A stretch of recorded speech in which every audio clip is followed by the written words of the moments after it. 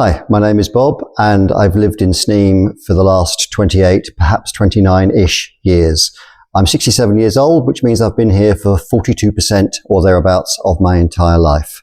It is the best place I've ever lived and it's the place I want to stay living, although I do like to go and do a bit of travelling now and then.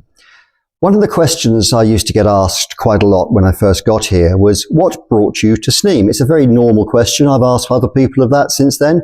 And my slightly facetious answer was an IFA WC-L50, which, to those of you who don't know, and I'm guessing that's going to be all of you, is a very large East German Army lorry.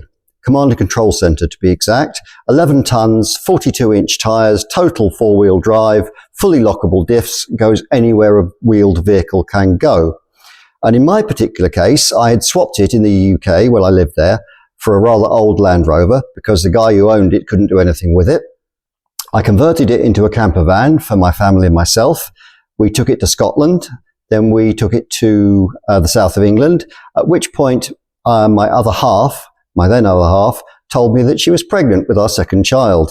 This resulted in a bit of emergency modification because at that point we'd already sold our house and sold our business, so we had no real option but to travel.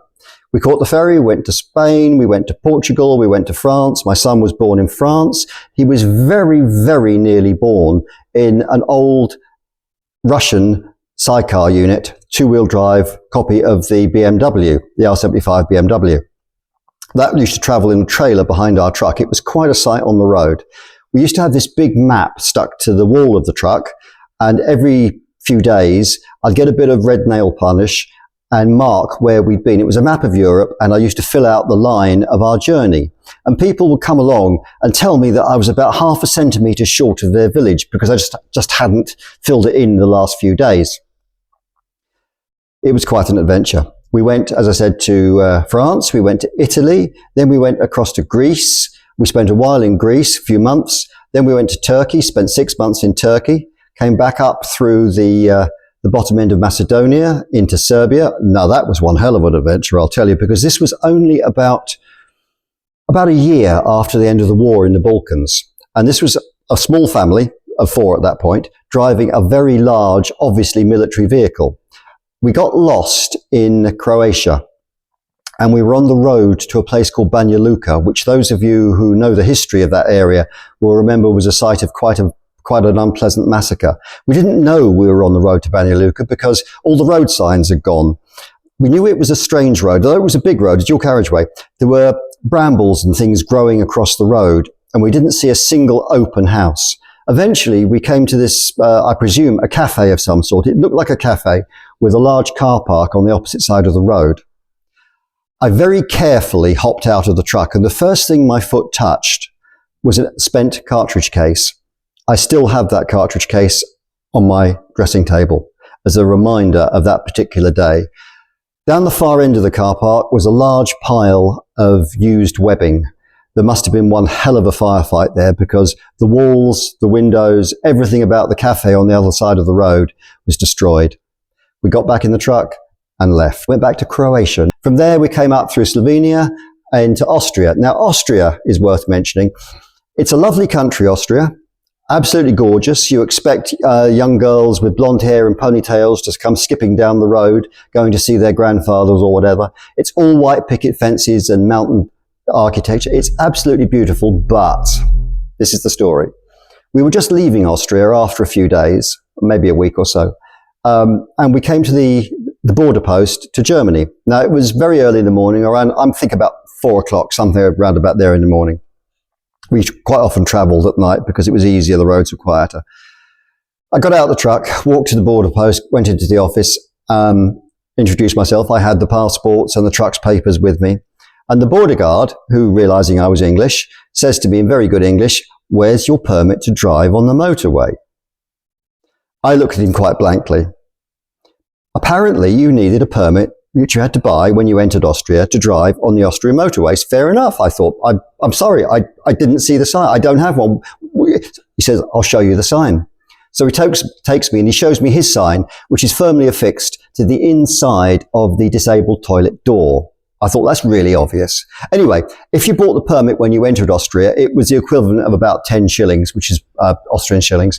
That's probably about, I don't know, 5 or 10 euros. Anyway, there was a whopping fine, which the guard told me had to be paid in Deutschmarks, of round about 500 euros in today's money. I looked at him and said, right, I'll see what I can do. I walked back out, I walked back to the truck, and I said to my partner, I said, put the kids to bed, put everything valuable, anything we've got, in the safe under the bed, and I'll be back. I'm sure, being English, she probably also put the kettle on at that point. I went back to the office. Now, I should explain, I was a bit younger, it was 30 odd years ago. I've been on the road for 2 years. I was tanned, I was wearing a singlet, I was wearing cut-off jeans in the style of Daisy Duke from the Dukes of Hazzard, if you remember her. Although I do stress Barbara Bach's legs were slightly, probably still are, better than mine. I've been everywhere. I've been dragged out of bed in the back end of Turkey by men with guns. I've been accused of being a PPK sympathiser by Turkish secret police simply because we'd entertained some bloke from England in our truck who accosted me in a town in the far end of Turkey. I said to the guard, I'm sorry, I don't have any money. He said, well, you must get money. And he pointed to the ATM conveniently positioned across the other side of the customs post. I said, I haven't got a card, which was sort of true because I didn't have it on me, but it was locked in the safe under the bed at that point. So I said, look, I stuck my hands in my pockets of my cut-off jeans and I pulled out what was in there. And it was a mixture of Turkish coinage, Slovenian coinage, Croatian coinage, all sorts of junk, probably a few washers, some fluff, and I do recall a screwdriver bit, for an electric screwdriver. I put it on the desk in front of him and said, I'm sorry, mate, that's all I've got. He looked at me and said, but you must pay a fine. I looked at the clock on the wall. By this point, it was somewhere around about 20 past 5 in the morning. And I thought, I bet you he's going off shift at 6. I bet you the shift changes at 6. So I stuck my hands out in front of me like that. And I said, I've broken the law. You must arrest me. He looked at the clock and did a quick calculation, I think, about how much paperwork and how long he'd have to spend doing that paperwork before he could go home. He opened the drawer in the desk, swept the pile of Turkish coinage and fluff, and unfortunately the washers and the screwdriver bit were probably more valuable than the rest of it put together. Swept it off into the drawer and told me something in German which I took to mean, go away now, please. I turned around, walked out, got back in the truck, and we drove off. We carried on up into France, where we'd already been. This is up through Germany into France, where we started a bit.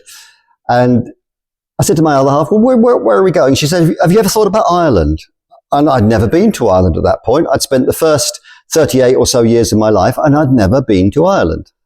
She said, I've been there twice. It's absolutely lovely. Let's go. So we crossed the Channel, we crossed England, and we ended up in Rosslare, and it was love at first sight. Now, that may be strange to any of you who have actually arrived at Rosslare Ferry Port, that anyone could fall in love with that, but I sort of did.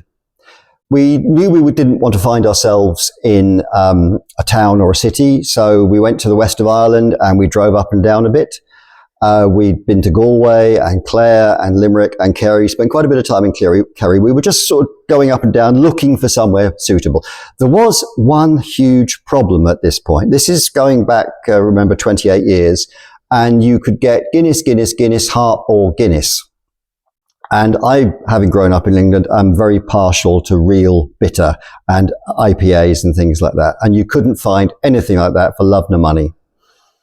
This was a bit of a problem for me. I didn't think I could stay. However, fate intervened. And on the road just outside Ennis in County Clare, a lorry overtook us. We were trolling along at our normal, 60, 70 kilometres an hour, which is about flat out for the vehicle we were in. This truck overtook us and clipped the front wing. The truck became a bit unstable and I thought I'd better pull over just to find out what's happening. I pulled in to the car park of the Biddy Early Brewery pub. It was Ireland, as far as I recall, it was Ireland's first brewery pub, and they made gorgeous beer. I bought some there and then. I could stay. The brewing revolution had come to Ireland. Now, of course, it's been in full swing for years. There are hundreds of microbreweries and the beer is absolutely fantastic. I recommend it to anybody. Even in Sneem, you can find some really good locally made beers. Please try them. So what happened next? We were looking for somewhere to live and we decided that Kerry would be a good bet. It's got trees, it's got mountains, it's got rivers, it's got coastline. It's not particularly highly densely populated. We were looking for a house to renovate on a bit of land, something like that. Nothing special, nothing fantastic. I'd gone into quite a few of the local auctioneers or estate agents, real estate agents, whatever. And I'd asked them for something to renovate on a bit of land. And they were sending me new builds. They were sending me semi-detached in the town. They were sending me terraced houses. They were sending me everything I didn't want to buy. Eventually, I went into a auctioneer's in Kenmare. He's not there anymore. And I asked him if he got anything, and he said to me, no, I haven't. I was just leaving the property. I was just going out the door. I said, oh, hang on. He has a look under his desk, and there's an old cardboard box with a crumpled piece of paper in it. He said, you could have a look at this. And it was very difficult to read. There was a sort of photocopy of the 1895 Ordnance Survey map on it, and a few bits of notice to the land area and what have you. I said, well, where is it? He said, well, you take the Sneem Road, you carry on you get to Tehilla Church, you turn to your right, you go up there, and you turn in by the old red Volvo. Fine. Okay. I followed his directions. I went up the road, I turned in by the old red Volvo, and I found my personal paradise. 47 acres of field, rock, woodland, river, bog, and a small bit of a lake. Absolutely brilliant. And I've been there ever since.